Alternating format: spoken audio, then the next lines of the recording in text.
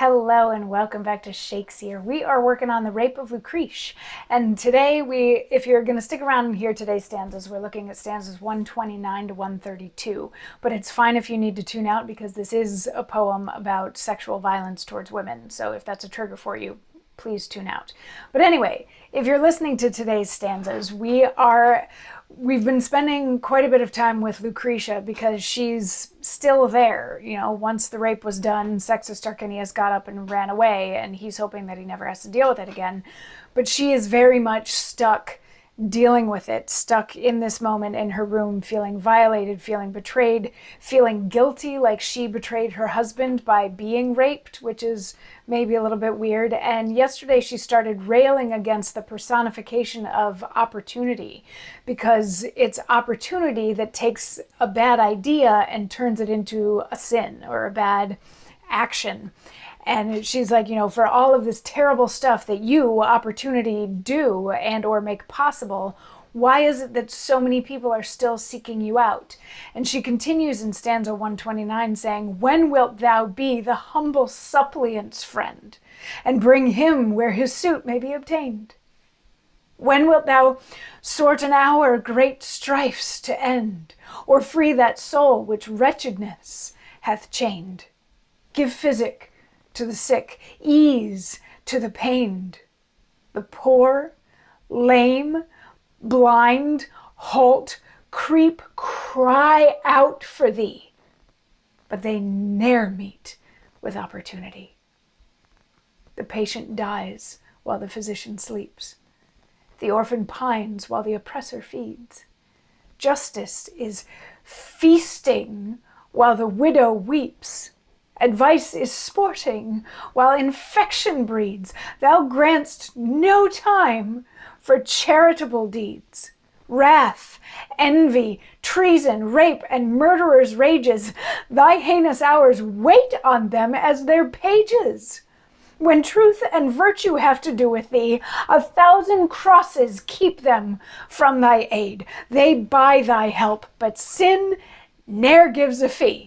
He gratis comes, and thou art well apaid, as well to hear as grant what he hath said.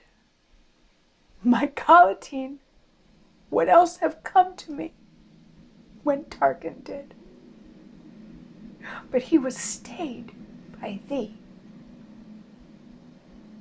Guilty thou art of murder and of theft, guilty of perjury and subordination, guilty of treason, forgery, and shift, guilty of incest, that abomination, an accessory by thine inclination to all sins past, and all that are to come, from the creation to the general doom. So she's flipping the script here a little bit on opportunity. Yesterday she was saying, you know, opportunity only does bad things and makes bad things possible. And now she's saying, why do you never do good things? The people who actually need help that you could help. You know, you could help cure sick people. You could bring money to poor people. You could get all sorts of people out of their terrible situations by providing them with opportunities, but you don't. People keep dying while the physicians aren't paying attention, and people are overlooked, and you never take the time to, opportunity, never take the time to present yourself to people who actually need you. You only present yourself to people who are wrathful and lustful, like rapists and murderers, that kind of thing. It's like, you know, you're absolutely in cahoots with those people, but you won't help anyone good. She's like, because if you would help someone good, my husband would have been here when Tarquin came. But there was some other opportunity the Collatine had to take care of, so he was not here with me to prevent this from happening. And then in the last of these stanzas, she lists off a series of offenses that opportunity has committed: murder, theft, perjury, treason, forgery, you know, all of this sort of stuff, laying the blame for all of the sins of the past and all of the sins yet to come on Opportunity, saying that all of it is Opportunity's fault.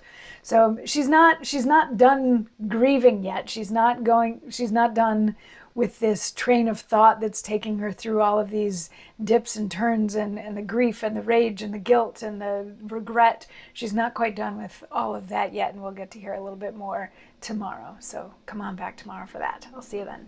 Mwah.